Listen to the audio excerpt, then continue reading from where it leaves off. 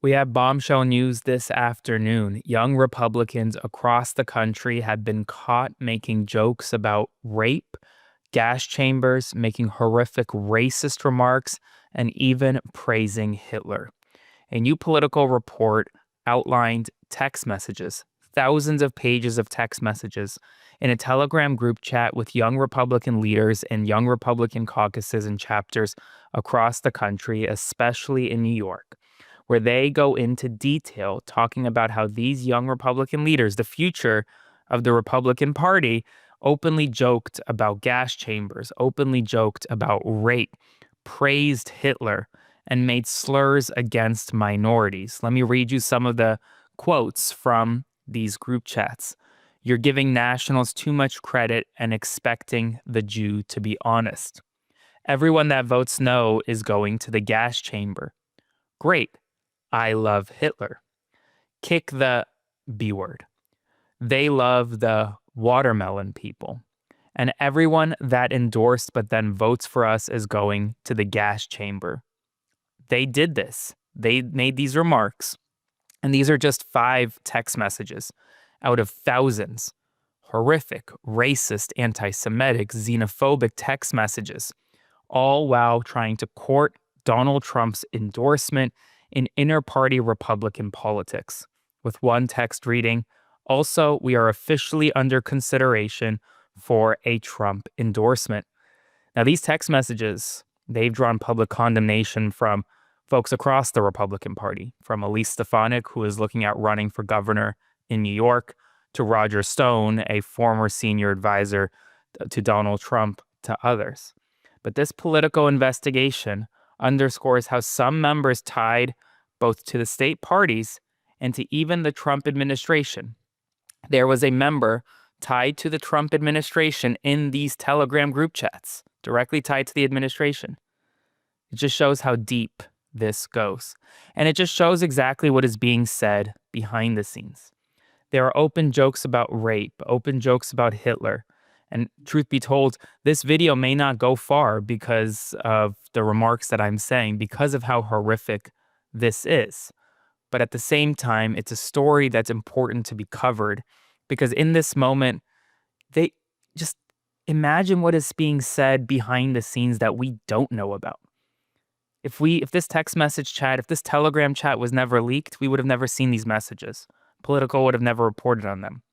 And well, now we're seeing them in real time. And every leader, whether you're on the right, the center, or the left, should come out and condemn the people making these remarks and the statements in them.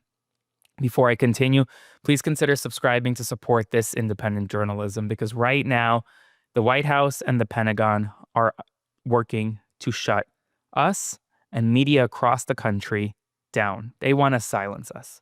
The Pentagon is requiring these pledges to be signed. And today, there was major news that even Fox News rebuked Pete Hegseth, rebuked Fox News' former host, former employee, refusing to sign on to that press pledge that would have essentially criminalized journalism. In a statement, they said, "Today we join virtually every other news organization in declining to agree to the Pentagon's new requirements, which would restrict journalists' ability to keep the nation and the world informed of important national security issues. The policy is without precedent and threatens core journalistic protections." But that hasn't stopped Donald Trump for now suggesting, essentially, that he could do something similar in the White House, suggesting that the press might move across the street to limit their access and keep them in a separate space. Folks, Donald Trump and this White House want to silence the press, want to limit what we can and will report on.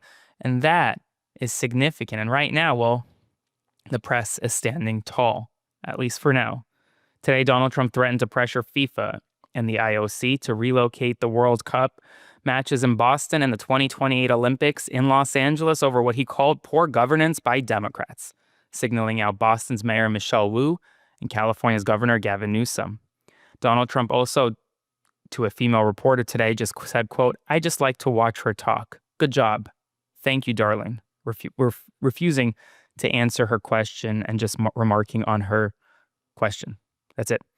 Trump warned he would withhold federal funds from New York City if Zohran Mamdani wins, calling him a, quote, communist guy and saying he wouldn't be too generous with aid to the city. In addition, Trump and Treasury Secretary Scott Bessent warned that the United States may reconsider its $20 billion aid deal with Argentina if President Javier Milei does not win in the upcoming elections, essentially linking continued support to the country maintaining conservative, market-driven policies, essentially telling the people of Argentina that the United States will not support your country if Javier Milei, who is a far-right leader, does not get reelected. Donald Trump further said that he would forcibly disarm Hamas if it fails to voluntarily give up its arms, saying that, quote, they know I'm not playing games. Today, in an exclusive NBC News revealed that Texas has spent over $775,000 acquiring secret supply of pentobarbital for executions under a state secrecy law, raising ethical and legal concerns, as evidence suggests that some of the doses were bought at inflated black market rates, some may have been expired, and tied to an opaque system lacking pharmaceutical oversight. Chicago TV producer Debbie Brockman was violently detained by federal agents during an ICE raid despite being a United States citizen. Lawyers are calling the arrest alarming and horrific, vowing legal action today.